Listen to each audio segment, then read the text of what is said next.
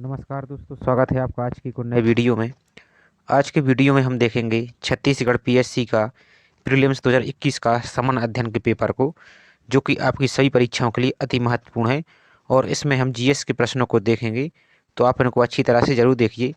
इसके पहले प्रीलिम्स 2022 का पेपर को भी अपलोड कर दिया गया था, तो आप प्लेलिस्ट में जाकर उसको भी देख सकते हैं। इसके अलावा एमपीपीएससी और यूपीपीएससी के पेपर को भी अपलोड कर दिया है, तो प्लेलिस्ट में जाकर हमको उनको भी आप देख के रिवीजन कर सकते हैं। तो चलिए स्टार्ट करते हैं आज के वीडियो को। और इसी तरह आपको छत्तीसगढ़ पीएससी के प्रीलिम्स के 2014 तक के सभी पेपर को आपको कवर कराया जाएगा। तो आप चैनल के साथ ज़रूर जुड़े रहिए, और आप चैनल पर पहली बार आए हो तो प्लीज़ चैनल को सब्सक्राइब और वीडियो को लाइक ज़रूर कीजिए। तो चलिए स्टार्ट करते हैं। और आपको ये सभी प्रश्न के उत्तर आपको ऑफिशियल आंसर की से कराए जा रहे हैं। और यदि किसी आपको क्वेश्चन में डाउट हो तो लास्ट में आपको इसकी आंसर की भी दिखाई जाएगी, तो आप उससे इसको चेक कर सकते हैं। तो चलिए देखते हैं क्वेश्चन नंबर 1 से। निम्नलिखित कथनों को पढ़कर सही विकल्प का चुनाव कीजिए। तो कथन दिए गए हैं और उनमें से आपको आंसर बताना है। तो पहले इसका आंसर देख लेते हैं। आंसर होगा सी, यानी कथन 1 और 2 सही हैं, किंतु कथन तीसरा गलत है। तो देख लेते हैं। कथन 1, 1907 में कांग्रेस वार्षिक अधिवेशन की अध्यक्षता रास बिहारी घोष ने की थी। दूसरा कथन है, इस अधिवेशन में कांग्रेस दो गुटों यानी चरमपंथी और नरमपंथी यानी गरम दल और नरम दल में विभाजित हो गई थी। तीसरा गलत है, तो आप इसको छोड़ सकते हैं। नेक्स्ट देखिए। निम्नलिखित कथनों को पढ़कर सही कथन का चुनाव कीजिए। तो दूसरे का आंसर देख लेते हैं, सी, यानी केवल दूसरा कथन सही है। तो देख लेते हैं दूसरे कथन को।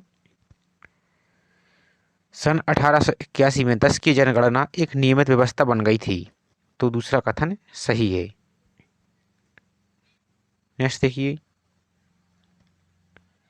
राज्य पुनर्गठन आयोग 1953 के संदर्भ में निम्न कथनों पर विचार करते हुए सही विकल्प का चुनाव कीजिए।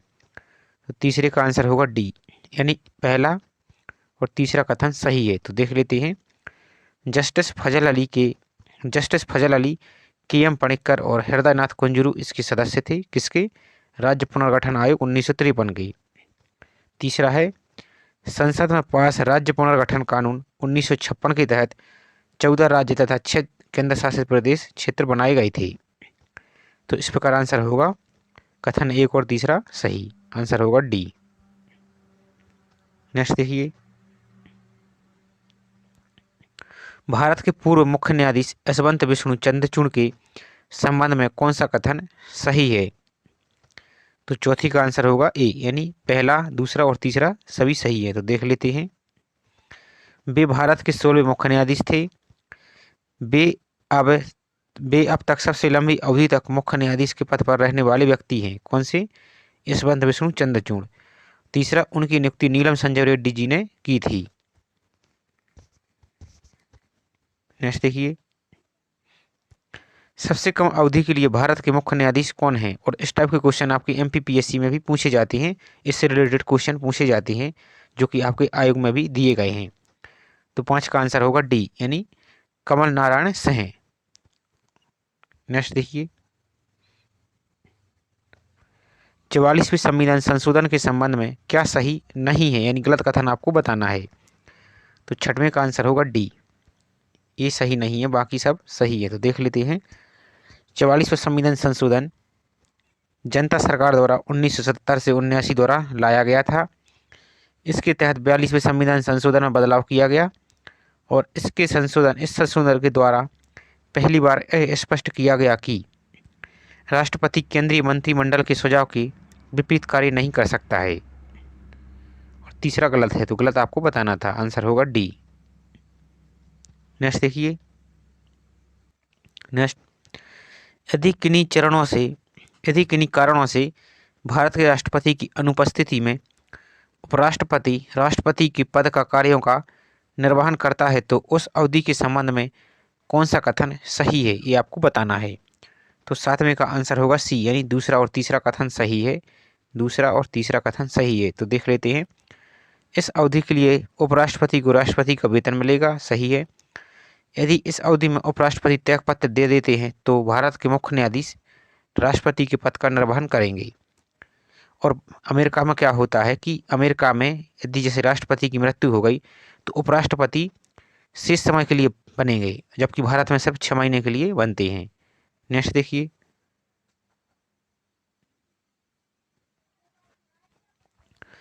विधेयक पारित करने के लिए संसद की संयुक्त बैठक से संबंधित निम्न कथनों में से कौन सा कथन सही है, यानी कथन आपको इनमें से बताना है कि कौन सा सही है।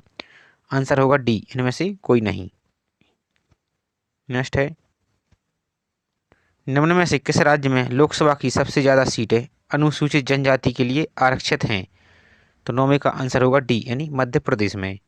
आप चाहें तो कमेंट में बता सकते हैं कि कितनी सीटें एसटी के लिए आरक्षित हैं। नेक्स्ट देखिए, निम्न में से कौन सी समिति लोकसभा के अधीन नहीं आती है। तो 10वें का आंसर होगा डी, स्वास्थ्य एवं परिवार कल्याण समिति नहीं आती, जबकि सामाजिक न्याय एवं अधिकारिता संबंधी समिति आती है, शहरी विकास संबंधी समिति और श्रम संबंधी समिति आती है, ये डी नहीं आती। नेक्स्ट देखिए, क्वेश्चन नंबर 11, इसके लिए आयोग ने डिलीट कर दिया है, तो आप इसको चाहे तो छोड़ सकती हैं। नेक्स्ट है, निम्न केंद्र शासित प्रदेश का उनके बनने के वर्ष के साथ सही मिलान कीजिए। तो 61 केंद्र शासित प्रदेश और उनका वर्ष, यानी जिस समय में बने हैं। तो 12 का आंसर होगा बी। देख लेते हैं, लक्षद्वीप बना है 1956 में, नेक्स्ट दमन और दीप तो 1962 में, और चंडीगढ़ 1966 और दादरा और नगर हवेली 1961। आप इसको रुक के एक बार अच्छे से देख सकते हैं। नेक्स्ट देखिए, स्वायत्त जिला के संदर्भ में कौन सा कथन सही है, इस कूट में से आपको बताना है। 13 का आंसर होगा बी, 1 और 3 सही है। देख लेते हैं, प्रत्येक स्वायत्त जिला परिषद में 30 सदस्य होते हैं और असम के स्वायत्त जिलों में भारतीय संसद द्वारा पारित कानूनों को निर्देशित करने का अधिकार राज्यपाल के पास है। नेक्स्ट देखिए, वित्त आयोग के संदर्भ में कौन सा कथन सही है, यानी आपको सही कथन बताना है। तो 14 का आंसर होगा डी, यानी केवल 1। तो देख लेते हैं, आयोग में कुल 5 सदस्य होते हैं। और इसी के साथ आपको यूपीपीएससी के प्रीवियस ईयर पेपर को भी कवर कराया जाएगा, जो भी प्रश्न रह गए हैं उनको भी एक एक वीडियो में आपको कवर कराया जाएगा। नेक्स्ट देखिए, क्वेश्चन नंबर 15, निम्न में से कौन सा मेल सही नहीं है, यानी गलत आपको मेल को बताना है। तो देख लेते हैं, 15 का आंसर होगा सी, यानी ये सही नहीं है और आंसर भी सी ही होगा।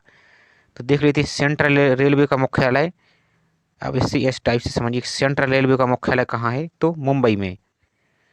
वेस्टर्न रेलवे यानी सीएसटी, चर्च गेट बोलते हैं जिसे, इसका भी मुख्यालय कहाँ है, चर्च गेट मुंबई में। और नॉर्थ फ्रंटियर रेलवे का मुख्यालय प्रयागराज, ये नहीं है, जबकि कहाँ है, तो इसका मुख्यालय है नॉर्थ का दिल्ली में, नई दिल्ली। और साउथर्न ईस्टर्न रेलवे का मुख्यालय है गार्डन रीच, कोलकाता। और पश्चिम मध्य रेलवे का मुख्यालय कहाँ है, तो जबलपुर में।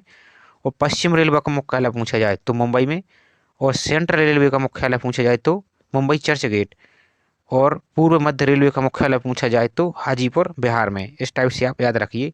और साउथ का कहाँ है, तो चेन्नई में। नॉर्थ का दिल्ली में। और उत्तर पश्चिम का रेलवे का मुख्यालय है क्या, जयपुर। और उत्तर पूर्वी मध्य का मुख्यालय कहाँ है, तो प्रयागराज, इलाहाबाद। इस टाइप से आप इनको याद रखिए। नेक्स्ट देखिए, क्वेश्चन नंबर 16, इसके लिए उन्होंने डिलीट कर दिया है, तो आप इसको चाहें तो छोड़ सकते हैं। नेक्स्ट देखिए, निम्न टेनिस टूर्नामेंट को उनके प्रारंभ होने के वर्ष का कालक्रम में सजाएं, जो सबसे पहले शुरू हुआ और सबसे पहले आएगा, यानी सबसे पहले से सबसे बाद में आपको जमाना है। तो 17 का आंसर होगा सी। देख लेते हैं, Wimbledon open, US open, French open, Australian open, ये इनका क्रम है। और इसी सेम क्वेश्चन ही आपकी एसएससी सीजीएल में भी पूछा गया था, तो आप समझ सकते हैं कि एक दूसरे के क्वेश्चन एक दूसरे में रिपीट होते हैं। नेक्स्ट देखिए, जीएनयू ऑपरेटिंग सिस्टम के संबंध में क्या सही नहीं है, यानी गलत कथन आपको बताना है। सही है और नहीं है, इन पर आप इस प्रकार से सर्कल बना के जरूर याद रखें, नहीं तो आपका आता हुआ क्वेश्चन भी गलत हो जाएगा। तो आंसर होगा डी। ये क्या है, गलत है। तो सही देख लेते हैं। इसका full form GNUS not Unix है। इसकी शुरुआत रिचर्ड स्टॉलमैन ने की थी और यह एक ओपन सोर्स सॉफ्टवेयर है, जैसे एक प्रकार का यूनिक्स है, आपने सुना होगा। नेक्स्ट देखिए, लिनक्स, सॉरी लिनक्स है, LINUX, लिनक्स। नेक्स्ट देखिए, डिस्ट्रीब्यूटेड डिनायल ऑफ सर्विस यानी DDoS अटैक क्या है? 19 का आंसर होगा बी, यानी एक साइबर अटैक। नेक्स्ट देखिए, नाविक, नाविक का फुल फॉर्म क्या है? तो 20 का आंसर होगा B, navigation with Indian constellation. ये इंपॉर्टेंट है और ये भारत का GPS है, जिस प्रकार अमेरिका का GPS है, जो कि अमेरिका की रक्षा विभाग ने बनाया था, और ये भारत का है नाविक GPS की तरह। इसके लिए भारतीय अंतरिक्ष अनुसंधान संगठन इसरो के द्वारा बनाया गया है और इसमें 8 उपग्रह होते हैं और इसकी रेंज होती है 1500 मीटर, इस टाइप से इसकी रेंज होती है। नेक्स्ट देखिए, और आप इसकी रेंज की आप एक बार क्रॉस चेक करके देख सकते हैं, 1500 मीटर है या शायद 1500 किलोमीटर है, आप इसको एक बार चेक कर लीजिए। नेक्स्ट देखिए, क्वेश्चन नंबर 21, आवृत्ति मॉड्यूलेशन यानी FM रेडियो वेव्स के बारे में क्या सही नहीं है? 21 का आंसर होगा ए, यानी ये सही नहीं है, जबकि ये सभी सही है। तो देख लेते हैं पहले। इसमें आयाम और कला नहीं बदलती। इसका आविष्कार एडविन आर्मस्ट्रांग ने किया था, सही है। इसकी बैंडविड्थ आयाम मॉड्यूलेशन से ज़्यादा होती है, तो ये सही है। पहला गलत है। और मध्य प्रदेश का ऐसा कौन सा रेडियो स्टेशन है जो शॉर्ट वेव पर आधारित है? तो भोपाल रेडियो स्टेशन। नेक्स्ट देखिए, चंद्रयान 2 अभियान के संबंध में क्या सही नहीं है? तो गलत आपको बताना है, तो आंसर होगा सी। अब सही वाले को देख लेते हैं। इसकी स्वीकृति प्रधानमंत्री मनमोहन सिंह ने दी थी। इसे भेजे गए रोवर का नाम प्रज्ञान था। और चौथा, इस अभियान में विक्रम लैंडर का इस्तेमाल किया गया था। और आप चंद्रयान 3 के बारे में जो भी इंपॉर्टेंट जानकारी है, आप उनको अच्छी तरह से याद रखिए, क्योंकि अब चंद्रयान 3 के बारे में क्वेश्चन पूछे जा सकते हैं। नेक्स्ट देखिए, वयस्कों को दी जाने वाली कोविशील्ड वैक्सीन की प्रत्येक डोज की मात्रा कितनी होती है? 23 का आंसर होगा सी, यानी 0.5 ml। और आप चाहें तो कमेंट में बता सकते हैं कि कोविशील्ड वैक्सीन का निर्माण कौन सी कंपनी ने किया है। नेक्स्ट देखिए, निम्न में से कौन सा सही है? कूट में से आपको बताना है। तो 24 का आंसर होगा ए। 1, 2 और तीसरा सही है। तो देख लेते हैं। गलवान नदी का नाम गुलाम रसूल गलवान के नाम पर पड़ा है, ये सही है। और उस टाइम में सुर्खियों में भी था। गुलाम रसूल गलवान का एक लद्दाखी खोजकर्ता थी, ये भी सही है। उन्होंने सर्वेंट ऑफ साहिब्स नाम का एक अंग्रेजी पुस्तक लिखी है, ये भी इम्पोर्टेंट है। उस टाइम में सुर्खियों में था मिलिट्री की झड़प के कारण। नेक्स्ट देखिए, नेक्स्ट क्वेश्चन है, भारत और पुर्तगाल की सरकार ने भारत में राष्ट्रीय समुद्री विरासत परिसर विकसित करने के लिए समझौता ज्ञापन पर हस्ताक्षर किए हैं। इसे कहाँ विकसित किया जाएगा? तो 25 का आंसर होगा डी, यानी लोथल, गुजरात में। नेक्स्ट देखिए, और ये हड़प्पाकालीन बंदरगाह भी डेवलप किया जा रहा है। नेक्स्ट देखिए, और सिंधु घाटी सभ्यता का भारत में सबसे बड़ा म्यूजियम कौन सा बनाया जा रहा है? तो राखीगढ़ी को। नेक्स्ट देखिए, चीफ ऑफ डिफेंस स्टाफ के संदर्भ में क्या सही नहीं है? तो 26 का आंसर आपको बताना है। तो आंसर होगा सी, ये सही नहीं है। देख लेते हैं। और अन्य, इस पद के लिए अधिकतम उम्र सीमा 65 वर्ष है, सही है।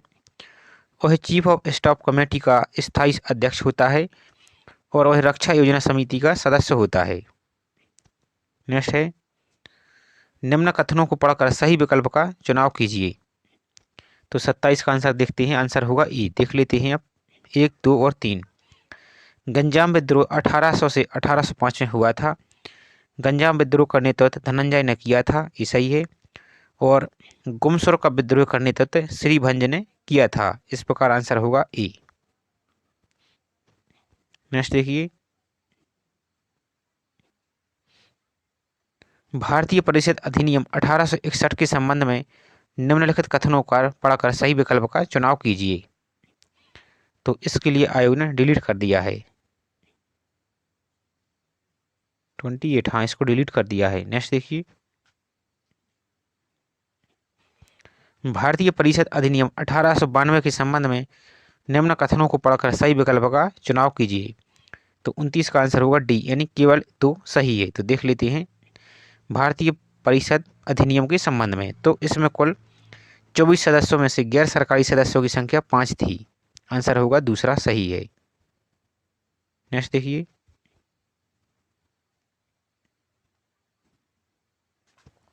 निम्न कथनों को पढ़कर सही विकल्प का चुनाव करें। तो 30 का आंसर होगा ए। देख लेते हैं, कथन 1 और 2 दोनों सत्य हैं। तो देखते हैं, जे.डी. डाना ने भारतीय उपमहाद्वीप की चट्टानों के भूगर्भीय इतिहास के लिए एक विशेष भूगर्भीय समय मापक तैयार किया। कथन दूसरा, भूगर्भीय समय मापक के अनुसार भारतीय चट्टानों को आर्कियन, पौराणिक, द्रविडियन, आर्यन युग में विभाजित किया जाता है। और ये आपके पेपर 3 के यूनिट 10 में भी दिया गया है। तो आप मेंस के टॉपिक में भी आप इससे संबंधित पढ़ेंगे। तो इसको भी आप अच्छी तरह से देखते जाइए। नेक्स्ट देखिए, नीचे दिए गए युगों में सही कालक्रम को चुनें जो सबसे पुराना और सबसे पहले आएगा। तो 31 का आंसर होगा। ये भी इम्पोर्टेंट है और आपके मेंस के लिए भी अति महत्वपूर्ण है, क्योंकि इसका यूनिट 10 में अलग ही से इसको दिया गया है। तो आप इनके युगों को अच्छी तरह से याद करते जाइए। तो 31 का आंसर होगा बी। देख लेते हैं, जो सबसे पुराना है और सबसे पहले आएगा। तो सबसे पहले ईओसिन, फिर मायोसिन, प्लायोसिन, प्लास्टोसिन और होलोसिन। एक बार फिर देखिए, ईओसिन, मायोसिन, प्लायोसिन, प्लास्टोसिन और होलोसिन। नेक्स्ट देखिए, निम्नलिखित भूगर्भीय विरासत स्थल को उनके स्थान से सही मिलान कीजिए। तो भूगर्भीय विरासत स्थल और स्थान, 32 का आंसर होगा सी। देख लेते हैं, राष्ट्रीय काष्ठ जीवाश्म पार्क, तीसरे का आंसर होगा तिरुचिरापल्ली। नेक्स्ट, शिवालिक पार्क, तो इसका आंसर होगा सिरमौर। स्ट्रेमटोलाइट पार्क, इसका आंसर होगा दूसरा चित्तौड़गढ़। और लोनार झील तो बुल्डाना, जो कि उल्कापिंड के द्वारा निर्मित झील है। नेक्स्ट देखिए, निम्न कथनों के आधार पर सही विकल्प का चुनाव कीजिए। तो 33 का आंसर होगा डी। देख लेते हैं, कथन एक असत्य परंतु दूसरा सत्य है। तो देख लेते हैं, प्लेट विवर्तनिकी का सिद्धांत 1967 ईस्वी में H.H. हेस ने दिया था। ये क्या है? गलत है। इसको किसने दिया था? अभी शायद इसका नाम नहीं आ रहा है, शायद मोर्गन ने दिया था। आप इसको एक बार चेक करके देखिए, जो कि गलत है। अब दूसरा है, प्लेट विवर्तनी सिद्धांत समुद्र तल का विसरण सिद्धांत पर आधारित है। तो दूसरा सही है। आप इसकी वैज्ञानिक का नाम एक बार देख लीजिए, शायद एच मॉर्गन है, ऐसा कुछ है, इनका नाम है। नेक्स्ट देखिए, निम्नलिखित हिमनदी को उनकी लंबाई के घटते क्रम में सजाइए।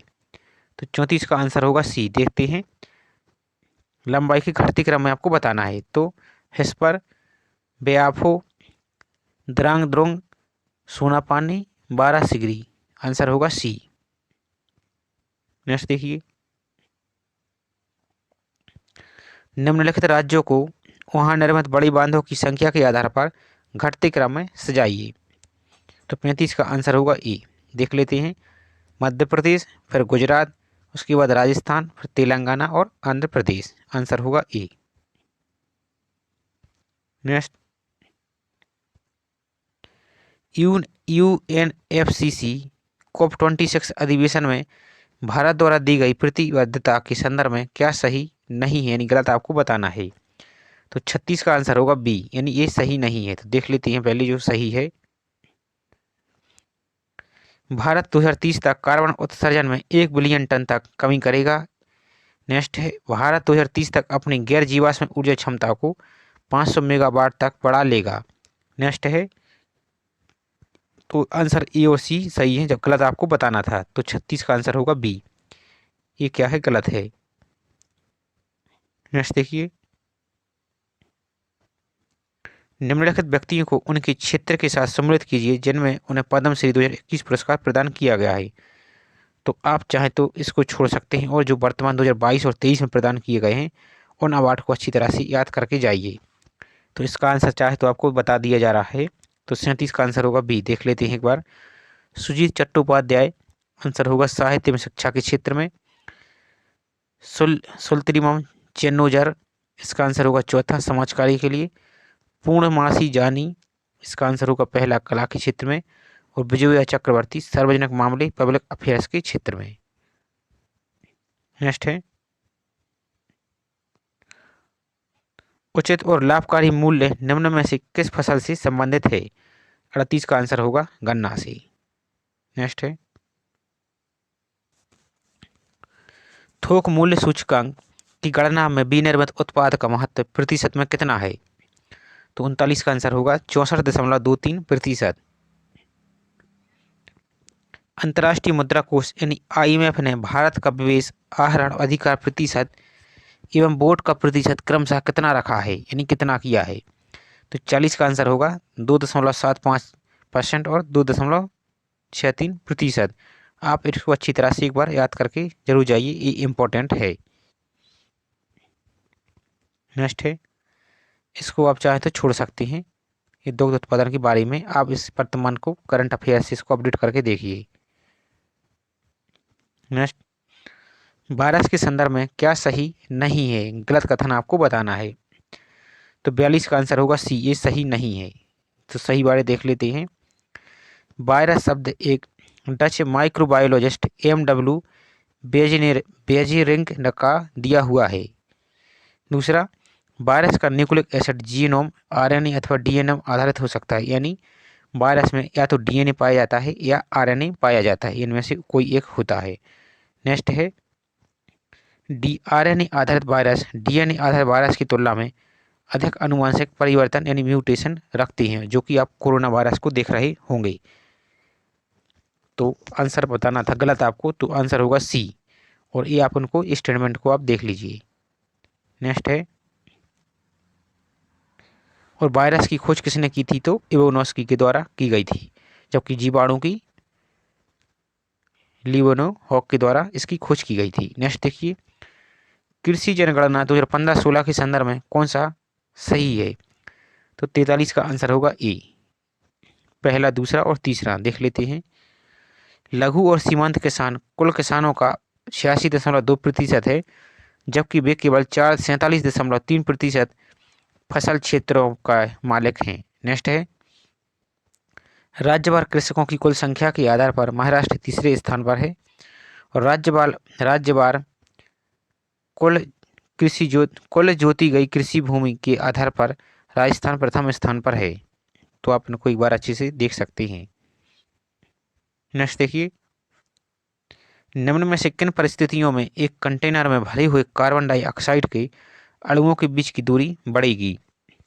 तो 44 का आंसर होगा डी, यानी कथन 1 और 2 सही है। तो देख लेते हैं। कंटेनर का आयतन बढ़ने पर और कंटेनर से कुछ कार्बन डाइऑक्साइड गैस लीक होने पर। नेक्स्ट देखिए किसी ध्वनि तरंग की आवृत्ति 4 किलो हर्ट्ज और उसकी तरंग दैर्घ्य 35 सेंटीमीटर है, तो वह 3 किलोमीटर दूरी तय करने में कितना समय लेगी। तो 45 का आंसर होगा बी, 2.14 सेकंड। नेक्स्ट देखिए ग्लूकोज के विखंडन के संदर्भ में कौन सा कथन सही है। तो 46 का आंसर होगा सी, दूसरा और तीसरा सही है। तो देख लेते हैं।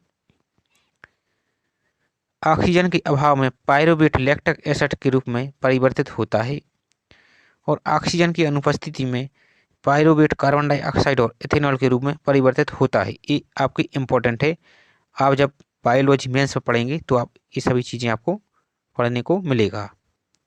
नेक्स्ट देखिए उदयगिरी और खंडगिरी गुफाओं के संदर्भ में कौन सा कथन सही है।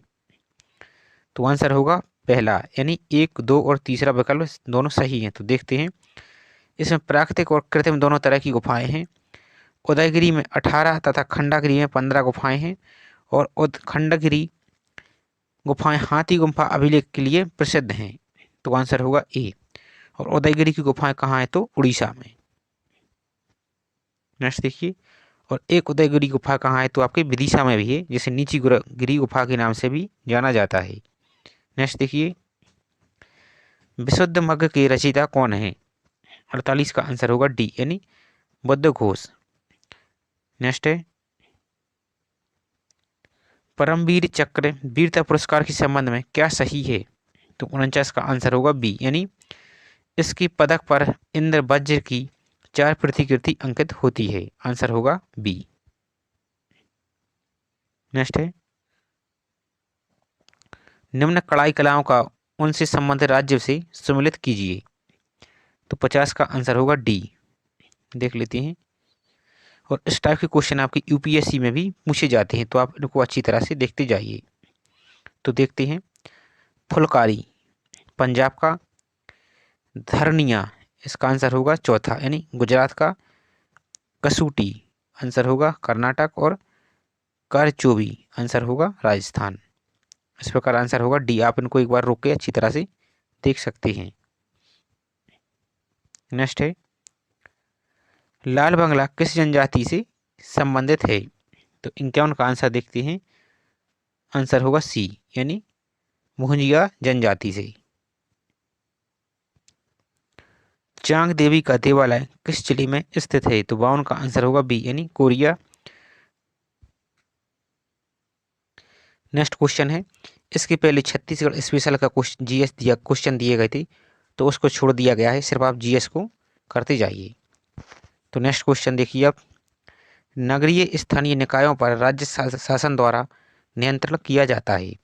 तो 76 का आंसर होगा डी यानी ए बी और सी तीनों सही है। तो देख लेते हैं, विधायी मामलों में, वित्तीय मामलों में और कार्मिक मामलों में। नेक्स्ट देखिए, नीचे दिए गए दो वक्तव्य दिए हैं, एक को कथन ए और दूसरे का कारण, तो बताना है आपको कौन सा इनमें से सही है। तो 77 का आंसर होगा बी। दोनों कथन ए तथा कारण सही हैं, परंतु कथन ए का स्पष्टीकरण आर नहीं है। तो देख लेते हैं, नगर निगम एक निश्चित क्षेत्र तथा जनसंख्या वाले बड़े नगरों में गठित किए जाते हैं। कारण, बड़े नगरों का नगरीकरण नगरीय प्रशासन अत्यंत जटिल प्रकृति का होता है। नेक्स्ट देखिए, संविधान के 74वां संविधान संशोधन अधिनियम 1992 में निम्न में से किसका प्रावधान किया गया है?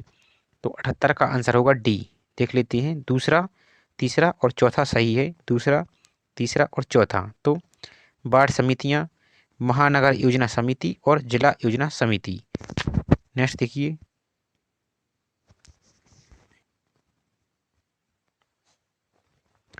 राज्य विधायिका से संबंधित अनुच्छेदों को सम्मिलित कीजिए। तो 79 का आंसर होगा सी। देखते हैं, राज्य में विधायिका का गठन, तीसरा अनुच्छेद 168, विधानसभा में अध्यक्ष एवं उपाध्यक्ष अनुच्छेद 178। नेक्स्ट देखिए, सदस्यों के वेतन व भत्ते, तो चौथा अनुच्छेद 195, और वित्त विधेयक की परिभाषा अनुच्छेद 199। तो आंसर होगा 79 का आंसर होगा सी। आप इसको अच्छे से एक बार रोकें और इसके अनुच्छेद और प्रावधान को एक बार अच्छे से जरूर याद रखें। नेक्स्ट है, निम्नलिखित में से कौन सा एक में सही सम्मिलित है? तो 80 का आंसर होगा, देख लेते हैं, ए यानी ए सी और डी। ए सी और डी। तो देखते हैं, पंचायत संघ की युक्तिकरण बी आर राव, पंचायत और सहकारी के संबंध में कार्य समूह, तो एस डी मिश्रा, और ग्रामीण विकास एवं गरीबी उन्मूलन कार्यक्रमों के लिए प्रशासनिक व्यवस्था, तो जी के वी राव। नेक्स्ट है, नीचे दिए गए कथन और कारण में से आपको बताना है कि कौन सा इनमें से सही है। तो 81 का आंसर होगा सी यानी कथन ए सही है परंतु आर गलत है। तो देख लेते हैं, ए सही है। तो जिलाधीश जिले का सबसे बड़ा न्यायिक अधिकारी होता है, एक गलत है, तो आप इसको छोड़ सकते हैं। नेक्स्ट है, राज्य शासन के कार्यों की प्रक्रिया के सिद्धांतों का निर्माण करने वाली प्रमुख शक्ति कौन सी है? तो 82 का आंसर होगा सचिवालय यानी सेक्रेटेरिएट। नेक्स्ट है, कथन और कारण में से आपको बताना है कि कौन सा सही है, तो आंसर होगा ए। दोनों ए तथा आर दोनों सही हैं तथा कथन ए का सही स्पष्टीकरण आर है। तो देख लेते हैं। सबसे पहले, न्यायालय मंत्रियों द्वारा राज्यपाल को दी गई सलाह की समीक्षा नहीं कर सकता है। कारण, भारतीय संविधान में राज्यों के मंत्रियों के लिए विधिक उत्तरदायी नहीं है। तो आप इनको अच्छी तरह से याद रखें, ये क्वेश्चन आपके स्टेटमेंट में बनकर भी आ सकता है। नेक्स्ट देखिए, छुरी की पहाड़ियों का अधिकांश भाग किस जिले में वितरित है? तो 84 का आंसर होगा कोरबा। नेक्स्ट देखिए, 86 जो भी जीएस छत्तीसगढ़ स्पेशल में रहे उनको स्किप कर दिया जा रहा है, आपको सब जीएस कराए जा रहे हैं। तो देखते जाइए। निम्नलिखित पुरातात्विक स्थलों में से महानदी तट पर स्थित किस स्थल पर बौद्ध, हिंदू और जैन मंदिरों के या मठों के स्मारक हैं? तो 86 का आंसर होगा सिरपौर। नेक्स्ट देखिए, ये सभी छत्तीसगढ़ स्पेशल दिए हैं तो आप इनको छोड़ सकते हैं। इसके जो जीएस हैं उनको हम करते जाएंगे। तो जीएस के जो इम्पोर्टेंट क्वेश्चन थे इतने ही थे। इसके बाद छत्तीसगढ़ स्पेशल दिया गया था तो उसको छोड़ दिया गया है। अब चलिए आपको इसकी ऑफिशियल आंसर की भी दिखा दी जा रही है। यदि किसी क्वेश्चन में आपको डाउट हो तो वहाँ से इसको आप चेक कर सकते हैं। तो ये रही आपकी ऑफिशियल आंसर की। पेपर का सेट नंबर ए था और आंसर की ए है, तो इसको आप मिला सकते हैं।